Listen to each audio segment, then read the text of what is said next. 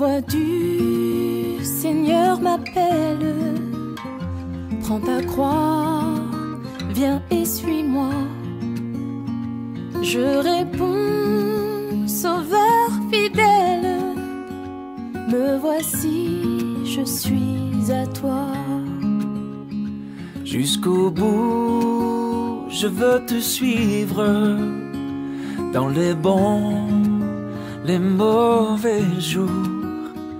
À toi pour mourir et vivre, à toi Jésus pour toujours.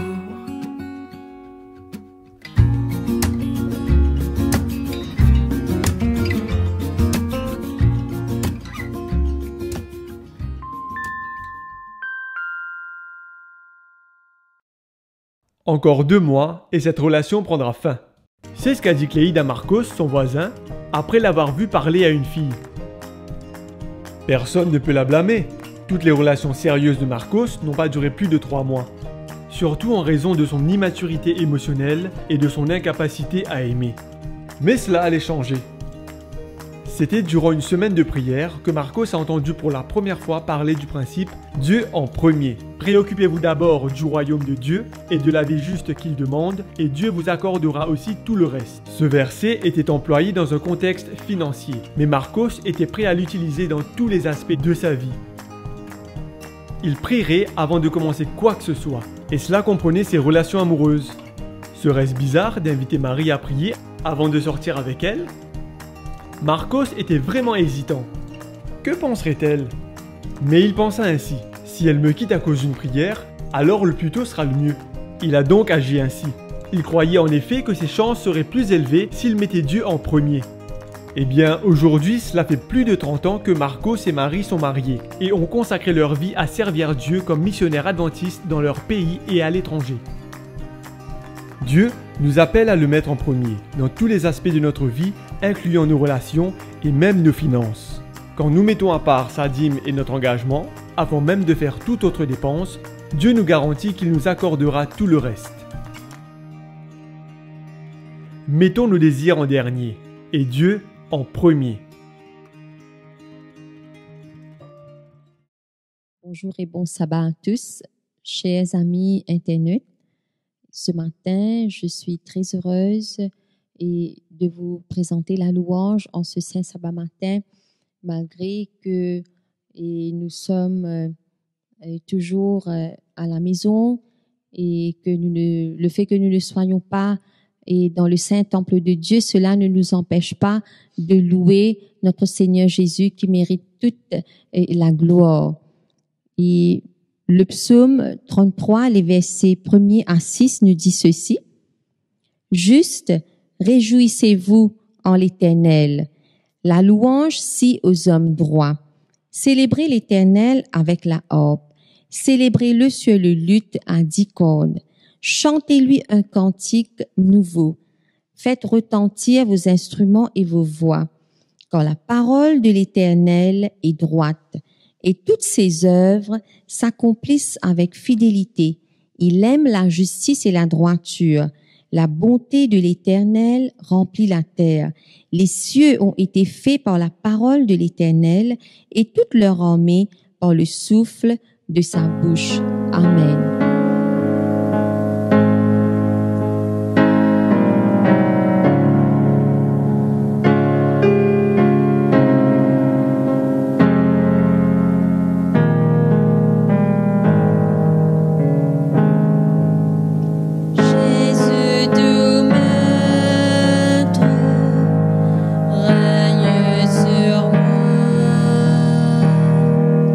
Soumets mon âme.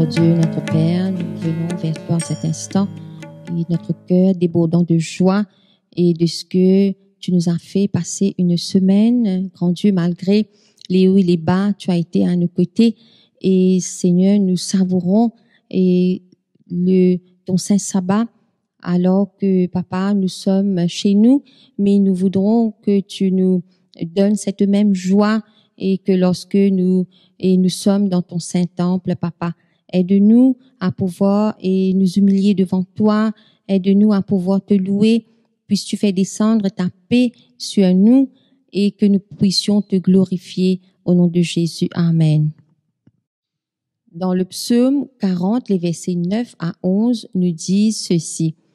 « Je veux faire ta volonté, mon Dieu, et ta loi est au fond de mon cœur. J'annonce la justice dans la grande assemblée. Voici, je ne ferme pas mes lèvres, Éternel, tu le sais. Je ne retiens pas dans mon cœur ta justice. Je publie ta vérité et ton salut. Je ne cache pas ta bonté et ta fidélité dans la grande assemblée. » Le chant que nous allons prendre, c'est « Alors entends mon cœur ». Comment expliquer, comment décrire l'amour de Jésus? Il suffit que nous nous accrochons à lui, qu'il puisse entendre notre cœur.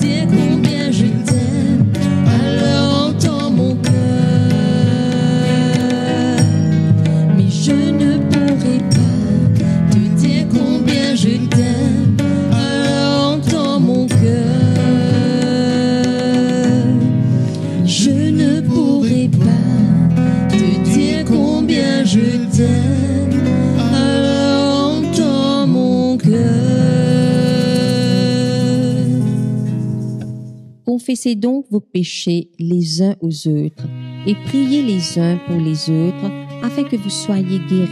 La prière fervente du juste a une grande efficace. Cela se trouve dans Jacques, le chapitre 5, le verset 16. Et nous allons prendre le chant ici, nous venons pour prier, et parce que Dieu lui mérite toute l'adoration.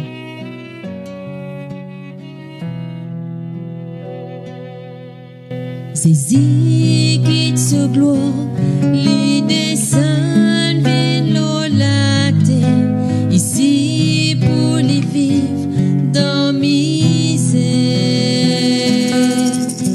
Les vivre pour Manu, sans amener d'homme d'empêcher, l'exemple sur la vie éclaire-nous. Ici nous venons pour prier, ici nous venons pour adorer, ici nous venons pour rendre nos bontés. Ensemble nous tous pour crier, ensemble nous tous pour louer, ensemble nous tous pour chanter l'amour bon Dieu.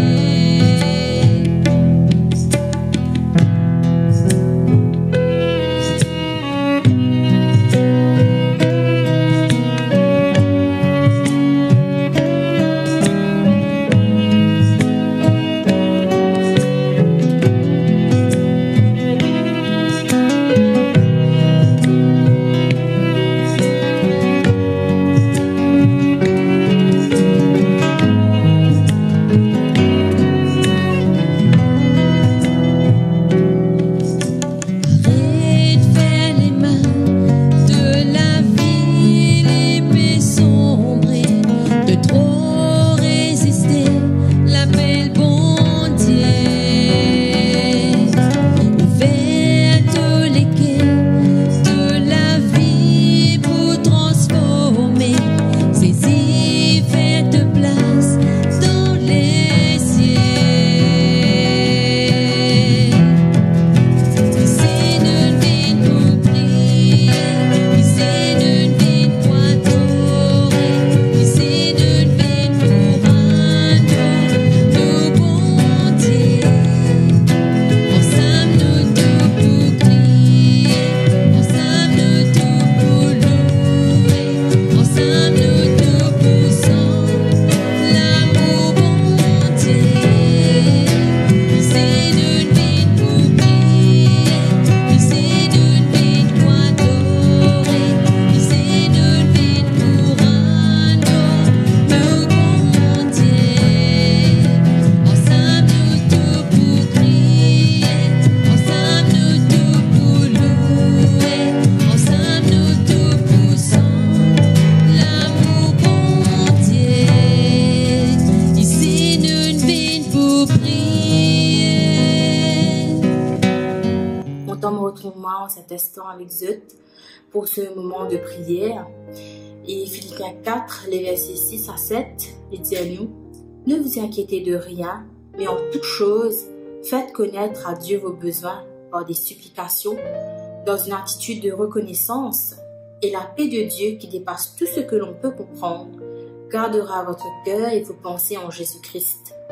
Souvent, de nos jours, première action qu'il me fait le matin, c'est prendre le téléphone, que ça pour éteindre l'alarme ou pour regarder si quelqu'un a envoyé un message ou quoi que ce soit.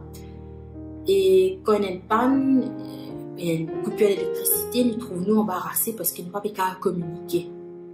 Mais aujourd'hui, en ce moment de prière, mon bien Dieu prend conscience à quel point c'est un cadeau spécial que Dieu fait de nous de pouvoir communiquer directement avec lui.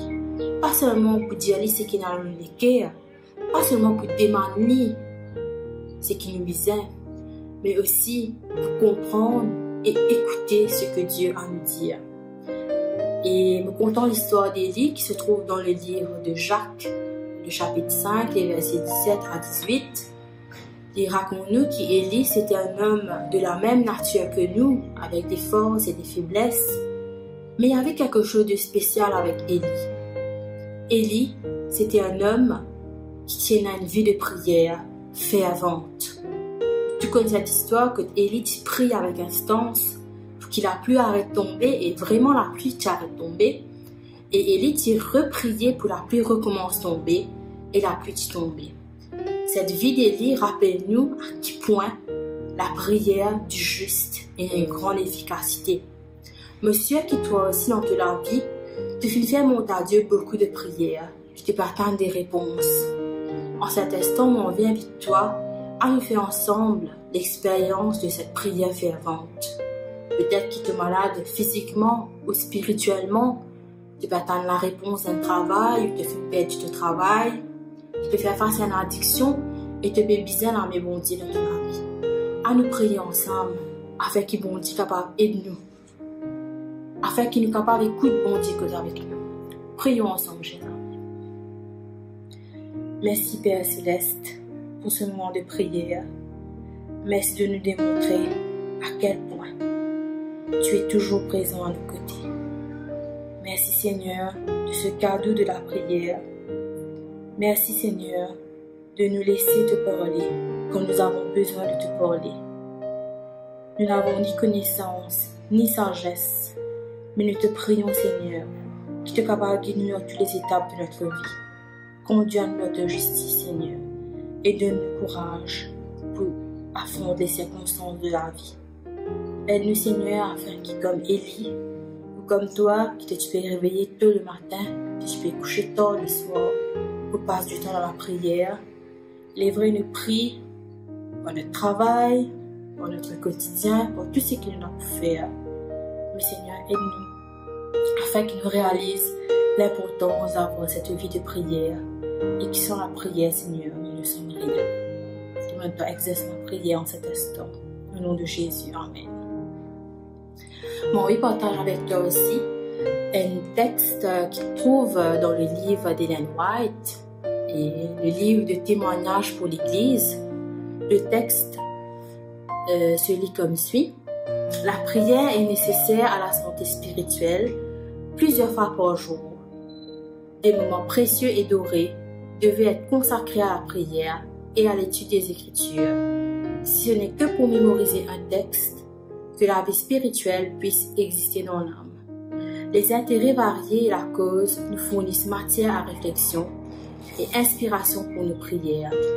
La communication avec Dieu est très essentielle pour la santé spirituelle et c'est seulement ici qu'on peut obtenir sagesse et jugement correct si nécessaire dans l'accomplissement de chaque devoir.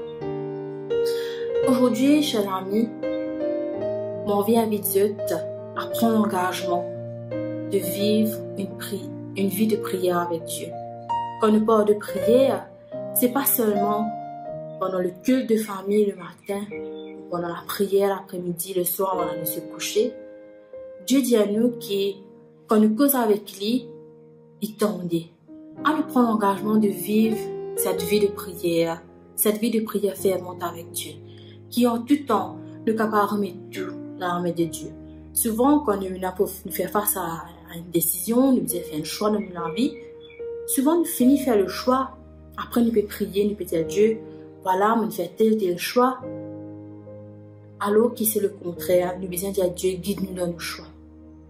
À nous prier ensemble, chers amis, afin que Dieu capable d'aider nous, vivre cette vie de prière et toujours mettre en premier. Prions ensemble. Père éternel, Père céleste, merci pour ces personnes qui sont réunies en cet instant. Merci pour ce moment de prière que tu nous accordes. Merci de nous donner la vie en abondance et merci de notre bon berger. En ce moment, alors que nous sommes en train de te prier, Seigneur, nous voulons te dire merci. Merci pour ce cadeau de la prière. Merci de nous permettre, Seigneur, malgré notre état de péché, de nous connecter à toi. Merci, peu importe les difficultés et les dangers auxquels nous sommes confrontés, que à travers toi, nous avons une vie en abondance et des bénédictions en abondance. Aide-nous, Seigneur, à vivre comme toi et à faire les choses qui te plaisent. Aide-nous à passer du temps dans la prière et à consacrer notre vie en toi. Même si des fois nos prières sont sans réponse, donne-nous, Seigneur, le courage et la force d'accepter et de vivre par la foi, à faire confiance à ta parole et à consacrer notre vie à ton service. Je demande d'exaucer ma prière au nom de Jésus. Amen.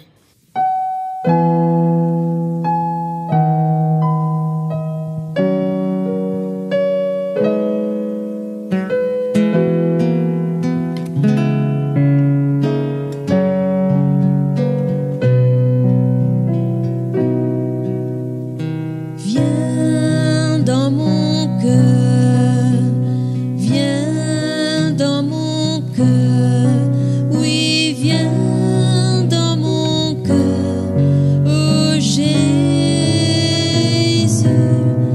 viens aujourd'hui et pour toujours, oui, viens dans mon cœur, oh Jésus.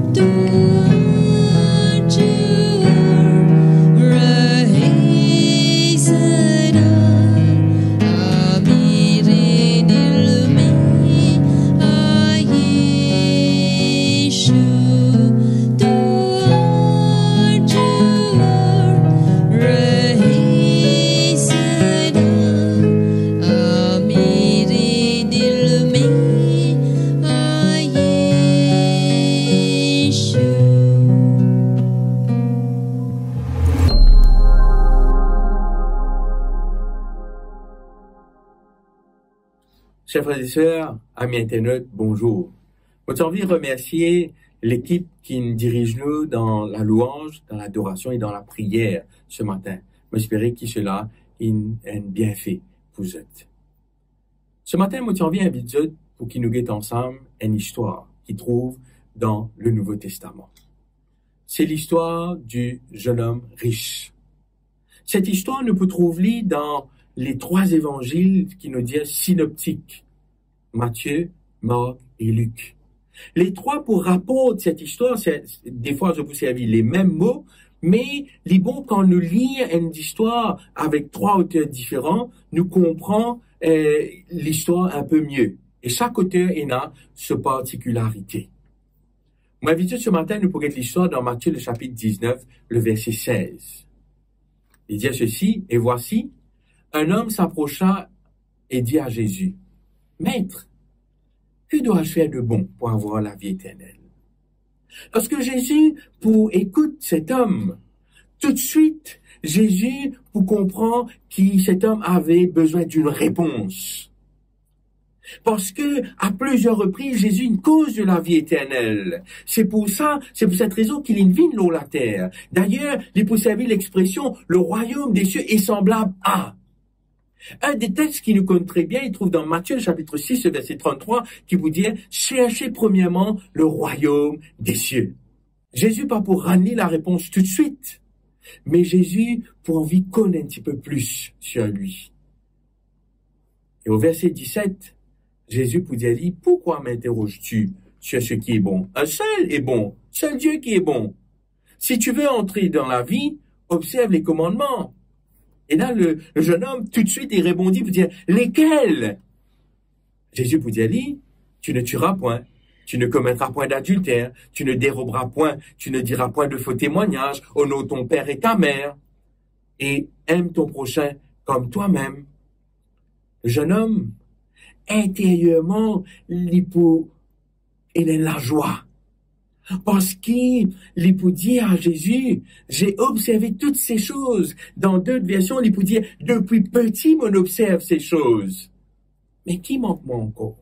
Que me manque-t-il?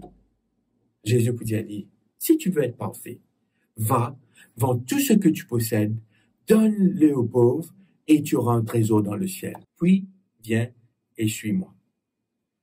Après avoir entendu ces paroles, le jeune homme, la Bible dit à nous, s'en alla du triste, car il avait de grands biens. Qui est ce jeune homme? Personne des auteurs de la Bible a donné ce nom. Mais la sœur White, Ellen G. White, vous dit à nous dans son livre Jésus-Christ, le jeune homme qui posait cette question appartenait à la classe des chefs de la nation. Il possédait de grandes richesses et occupait une haute position. Donc ce n'était pas n'importe qui. C'était quelqu'un qui a une place dans la société. C'était quelqu'un qui fait partie des élites, nous vous dire, à l'époque, de ceux qui étudient la parole de Dieu, de ceux qui connaissent la loi, la Torah. Et cet homme, dans l'IP pose cette question, c'est pas une question anodine, mais c'est une question qu'il peut poser en connaissance de cause. Et c'est pour cette raison, l'étant Jésus, pour dire concernant les commandements, est-ce qu'il te connaît les commandements? Le jeune homme, pour dire à Jésus, oui, mais on observe ces commandements. Non seulement il connaît les 10 commandements, mais il connaît tous les autres, la loi, qui, juif à l'époque, t'y mettait. Quelque part, il a envie de dire à Jésus, s'il est capable d'y aller, en d'autres mots, il a envie de dire à Jésus, là-dessus, tu n'es pas capable de dire moi non, parce que dès mon enfance, moi, tu observes ces commandements. Mais voilà que Jésus, tu as envie, corrige sa compréhension sur la vie éternelle. Il pose Jésus la question, qui m'a besoin de faire pour gagner la vie éternelle?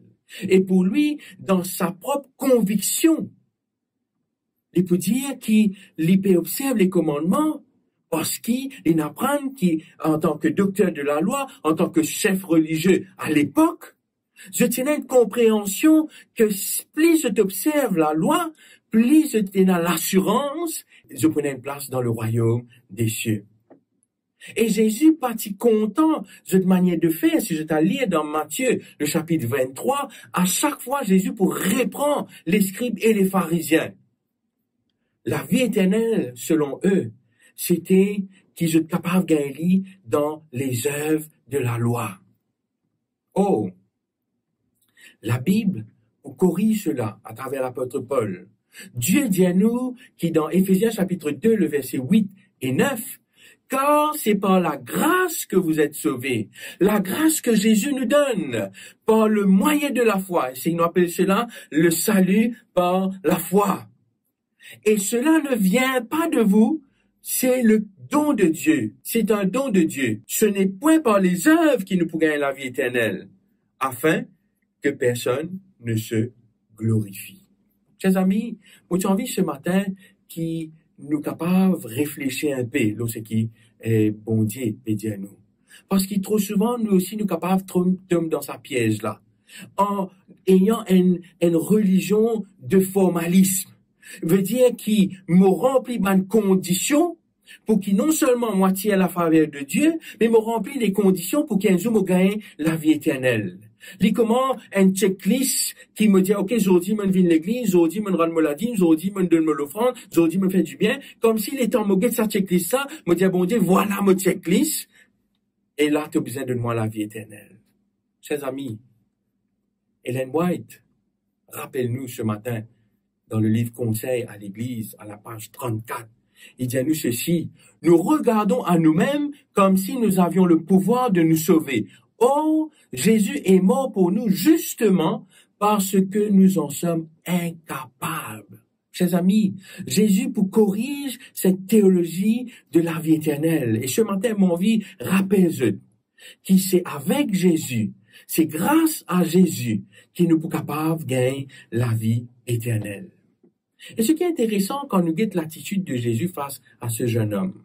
Déjà, quand il pouvait avec Jésus, Jésus pour accorder une attention particulière. Et mon vie, rappelle-toi ce matin, qu'à chaque fois quand tu viens vers Jésus, Jésus est dans les temps pour écouter toi. Jésus est dans les temps même aussi pour conseiller toi à travers ses paroles, à travers les différents moyens qu'il est capable d'utiliser. Et quand Jésus peut trouver ce jeune homme, Jésus pour envie qu'on plus. Jésus pour envie qu'on se motivation et aussi ce bonne intention. Dans Marc chapitre 10, au verset 21, la Bible dit à nous, étant Jésus trouve-lui, Jésus l'aima. Jésus voyait en lui sa sincérité, sa disponibilité, ses dispositions, mais aussi ses intentions. Ellen White peut dire nous ceci dans son livre Jésus-Christ à la page 510-515. Il peut dire ceci, qui Jésus y trouvait en ce jeune homme. Ce chef eût pu devenir, s'il avait voulu, être le collaborateur du Christ. Une puissance au service du bien. Jésus comprit que ce jeune homme aurait pu le représenter dignement. Il avait en effet des qualités qui eussent fait de lui une force divine au milieu des hommes s'il s'était uni au Seigneur. Le Christ l'aima parce qu'il discernait son caractère.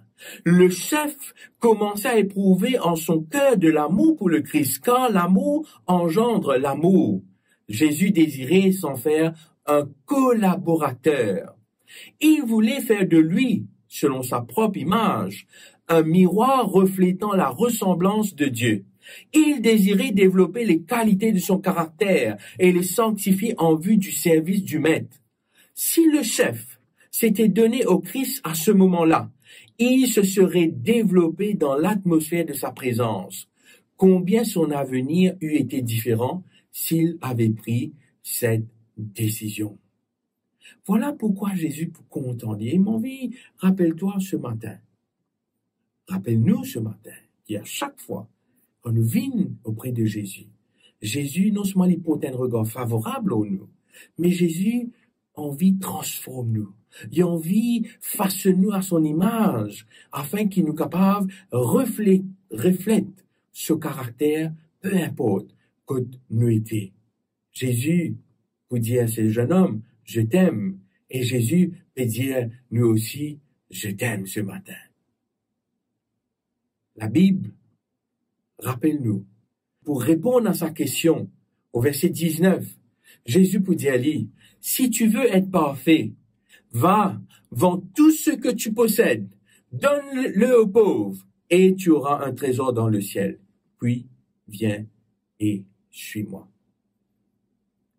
Dans cet ordre que Jésus vous donne, il y a deux aspects importants qui nous devons prendre en considération ce matin. Premièrement, ce jeune homme, il observe les commandements. Mais le problème, c'est qu'il observe les commandements dans un but non pas pour aider les autres, mais dans un but pour se glorifier lui-même.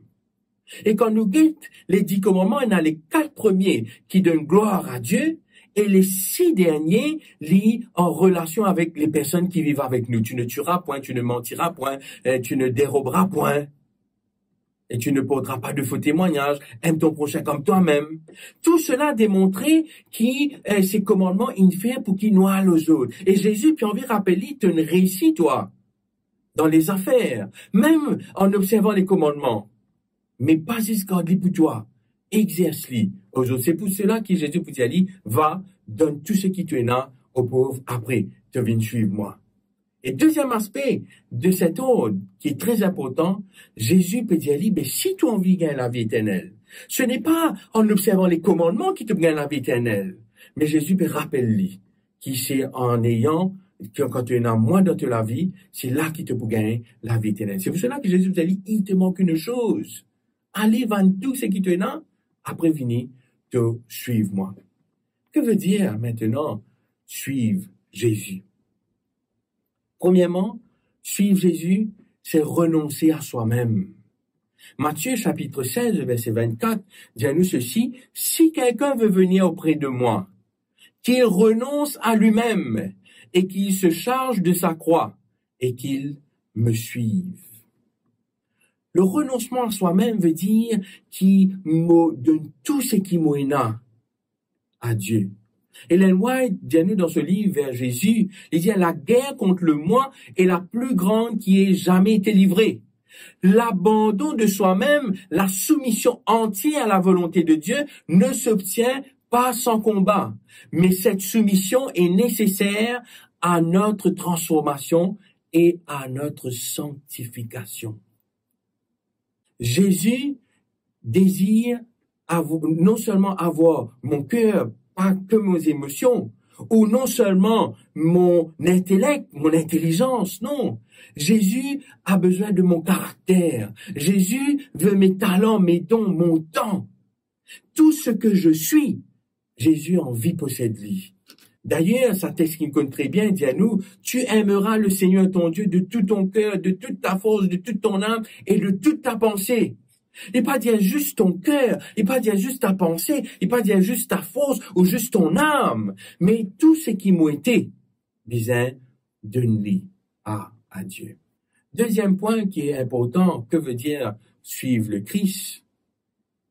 Deuxième point, c'est d'avoir une relation étroite avec Dieu. Pourquoi? Parce que Dieu a envie qu'il nous capable comme lui. Une fois, dans une question posée dans une classe, quand il y a plusieurs élèves, et la question était ainsi, qui s'en a connu bon Dieu? Qui connaît Dieu? Et chaque élève, tu peux dire qui je connais le bon Dieu, d'après le degré de connaissance sur Dieu.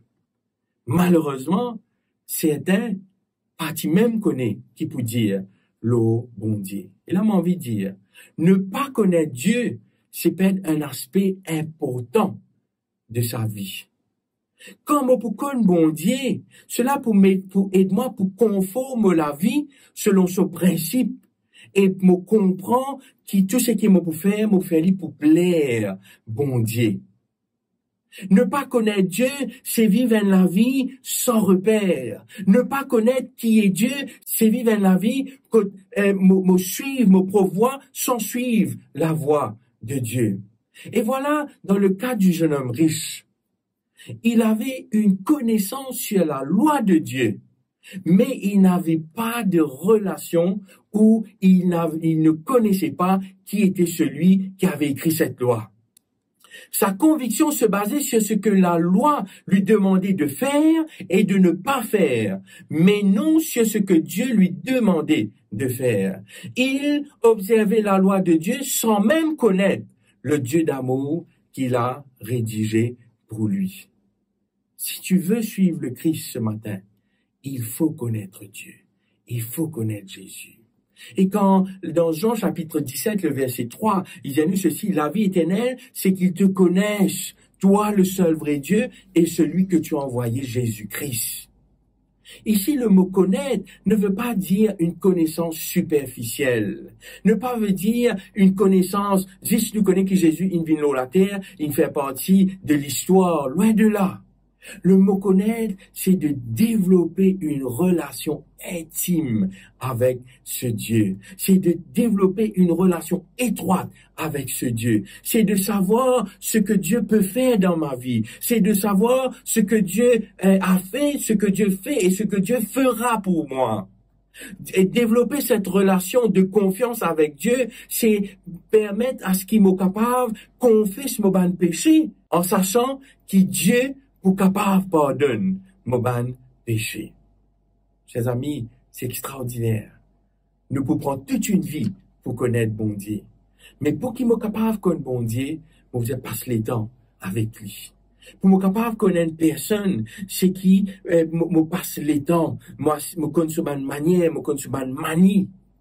Et quand je peux passer le temps avec bon Dieu, Dieu peut dévoiler à moi. La Bible dit à nous pouvons bon Dieu, nous pouvons trouver si nous relis de tout nous les cœurs. Troisième point qui est important quand nous suivons Jésus, c'est de s'engager dans le service pour le Christ. Il est impensable qu'il me puisse suivre le Christ sans qu'il m'ait engagement dans le service. Ce matin, j'ai envie d'adresser-moi particulièrement à ma jeune, alors la jeunesse, c'est la force. La jeunesse, c'est la créativité. La jeunesse est un moyen passionnant et innovant pour faire les choses. Et j'ai envie de dire aux chers jeunes ce matin, que Dieu a besoin de toi. S'engager dans le service, c'est se mettre à la disposition de Dieu pour être un instrument entre la main. Ellen White dit à nous ceci, vos talents répondent à un besoin. Il dit, dans son vaste plan, le Seigneur a une place pour chacun. Aucun talent n'est inutile. Est-il petit? Dieu saura s'en servir. Bien employé, il fera exactement l'œuvre pour laquelle Dieu l'a donné. Témoignage pour l'Église, page 424. Le service pour Dieu amène beaucoup de bénédictions. Bien sûr, s'il nous fait aller avec de tout notre cœur. Se mettre au service de Dieu n'est pas un devoir, mais c'est l'expression de mon amour, de cette relation qui m'en a avec mon Dieu, qui pousse moi à servir Dieu avec joie. D'ailleurs, la Bible dit à nous, l'amour du Christ nous presse. Parce qu'il me compte en Jésus, parce que Jésus compte en moi, c'est là que je me mets moi à sa disposition pour lui servir moi comme un instrument entre la main. Et un chant qui me rappelle très bien, dit à nous ceci, if you can use anything, Lord, you can use me. Si tu as servi moi comme tu as envie, tu es capable de servir moi. Et là, comme cause de service, moi pas cause simplement d'un service qui me pour rendre bon Dieu et qui me pour faire pour mon Dieu occasionnellement. Moi pas cause comme pour faire un service comme fait comme on gagne les temps. Moi pas cause pour servir bon Dieu, c'est quand Jésus appelle-moi. Rien de là. Moi cause de se mettre au service de Dieu durant toute sa vie et tous les jours de sa vie. Dieu veut que toi et moi nous soyons un collaborateur avec lui, peu importe qui nous était, parce que Dieu a besoin de nous. Moi, j'ai envie de partager ma propre expérience. Mais j'ai envie de dire que cette expérience qui m'a partagée, m'a pas pété aucune gloire là-dedans. Parce que les temps où ce qui bon Dieu, il permet de moi faire, me rendre gloire et honneur ce matin. À l'âge de 18 ans, l'Église nomme moi comme responsable de la chorale. Et me fait aller, même pas à l'expérience. À l'âge de 19 ans, je pouvais être un assistant de la jeunesse, en occupant bien sûr la chorale. À l'âge de 20 ans, je pouvais être à mon tour responsable de la jeunesse dans mon église. À l'âge de 22 ans, je suis responsable de la jeunesse au niveau nord, secteur nord. Plus, je m'occupe de la chorale à l'église. À 25 ans, je suis consacré comme diacre. Et mon vie de qui c'était un très bon moment quand on appelle moi pour être diacre. Je ne connais c'est quoi à nettoyer l'église. Je ne connais c'est quoi pour passer la quête pour récolter les offrandes. À 26 ans, et mon encore rappelle la date, le 25 février 2012, l'église pour moi comme ancien et me pour consacrer comme ancien. Et à 27 ans, le 1er mars 2013, je commence mon ministère pastoral. Et en 2019, je me consacrer comme pasteur. Chers amis, on peut raconter cela parce que, comme au guide, ce qui bon Dieu permet de moi faire, pas moi-même, je suis capable de faire.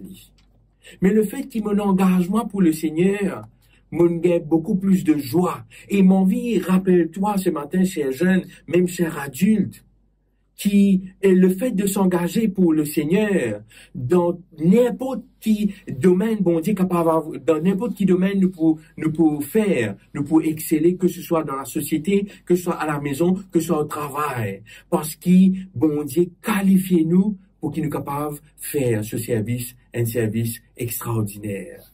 Dieu a besoin de ta force, cher jeune. Dieu a besoin de ta connaissance intellectuelle. Dieu a besoin de ton savoir-faire pour faire avancer son œuvre ici-bas. Suivre Jésus ne veut pas dire s'asseoir et regarder les autres faire. Mais suivre Jésus, c'est s'impliquer, être un collaborateur dans le service pour Dieu. 1 Corinthiens chapitre 12, verset 11 dit à nous, un seul et même esprit opère toutes ces choses, en distribuant à chacun en particulier les dons qu'il y a en vie. Dernier point, que veut dire suivre Jésus? C'est vivre dans l'espérance du retour du Christ. L'important qui nous vivent la vie d'une certaine manière, que nous peut préparer nous pour vivre dans le royaume des cieux. L'important qui nous est là le désir pour capable vivre dans le royaume de Dieu. L'important qui nous rappelle nous que Jésus est capable de venir à n'importe quel moment et qui nous besoin prêt. Et Ellen White rappelle-nous ce matin, dans la puissance de la grâce, à la page 309, il dit à nous que Dieu nous demande de saisir toute occasion de nous rendre utiles. Refuser de le faire, mettre notre croissance spirituelle en danger. Nous avons une grande œuvre à accomplir. Ne perdons pas en oisiveté les heures précieuses que Dieu nous offre pour améliorer notre caractère en vue du ciel. Chers amis, il est important qu'il nous rappelle nous ce matin qui c'est qui nous peut amener dans le ciel, c'est nos caractères. Et Ellen White rappelle-nous qu'il nous disait pas perdre les temps dans une petite chose inutile parce qu'il nous bon Dieu disait améliore nos caractères. Ne soyons ni paresseux, ni négligents, car nous n'avons pas un instant à perdre. Dieu nous aidera à vaincre nos faiblesses si nous le lui demandons avec foi. Nous pourrons être plus que vainqueurs par celui qui nous a aimés. Chers amis, Jésus revient très bientôt. Amen. Les circonstances, tout ce qui nous trouvait dans Matthieu 24 irréalisé, il ne nous reste pas beaucoup de temps. Dieu, Papa, dit à nous, continue à vivre de la vie normalement, loin de là. Mais Dieu dit à nous, suivez-lui dans une démarche que très bientôt, nous sommes capables de trouver face à face. L'histoire du jeune homme riche termine sur une note toute triste. Voici qu'il fait, il peut tourner les deux avec à l'appel de Jésus. Il refusa ce privilège que Jésus l'avait donné, qui était de le suivre. Il ne pouvait donner à Jésus la place, la première place dans sa vie. Pour lui, servir, suivre Jésus, c'est de perdre tout ce qu'il a construit, tout ce qu'il a bâti. Que dois-je faire pour avoir la vie éternelle? Jésus, tu peux donner la réponse. Va, débarrasse-toi de toutes les choses qui t'ont pas fait obstacle dans ta vie spirituelle. Après, viens suivre moi. Chers amis, Jésus te lance cet appel ce matin. Jésus encore peut dire toi, viens et suis-moi. Jésus peut rappelle-toi ce matin qui, si tu as envie de gagner la vie éternelle, débarrasse-toi de toutes les choses qui sont capables, empêche-toi de gagner la vie éternelle. Jésus, tu as envie de dire toi, quitte les choses terrestres de ce monde qui sont éphémères pour une vie éternelle où il y aura la joie, la paix, l'harmonie, l'amour, où la souffrance pas pour n'est plus exister. Chers amis, quelle est ta réponse ce matin? Quelle est ta décision suite à cet appel de Jésus? Veux-tu suivre Jésus en t'abandonnant complètement à lui? Veux-tu suivre Jésus en ayant une relation intime avec lui? Veux-tu suivre Jésus en t'impliquant avec joie dans le service pour Dieu? Veux-tu suivre Jésus en attendant la bienheureuse espérance de la vie éternelle? Si c'est un oui, que le Seigneur est capable de toi dire Amen. Amen. M'invite-toi ce matin pour qu'il nous capable de prier ensemble. Notre bon et tendre Père Céleste, nous envie de remercier toi. Parce qu'il, bon Dieu, à travers l'histoire de ce jeune homme, te montrer nous qui nous capables et dans un autre scénario que le jeune homme riche. Alors qu'il pose-toi la question qu'il est capable de faire pour gagner la vie éternelle, et la réponse était, viens et suis-moi. Grand Dieu, qui nous aussi nous capables débarrasser nous tout ban qui chose qui nous capable empêcher nous et le royaume des cieux pour qu'il nous capable suivre toi selon tes principes, selon la manière qui toi tu as envie. Qui bon Dieu nous capables renonce à nous-mêmes et m'envie de toi Père éternel qui des fois est difficile parce que des fois nous trop contents d'une petite chose pour capable renonce à certaines choses qui nous contents. Mais donne-nous la force à travers ton Saint-Esprit pour qu'il nous abandonne totalement à toi. Grand Dieu, qui nous capable aussi développe une relation étroite avec toi, dans la prière, dans l'étude de la parole de Dieu, dans l'écoute de la prédication, afin qu'il, Père éternel, non seulement nous pour connaître toi davantage, mais nous pour le fait qu'il nous pourra prendre comme toi, nous pour conformer la vie à ce que toi te proposes nous.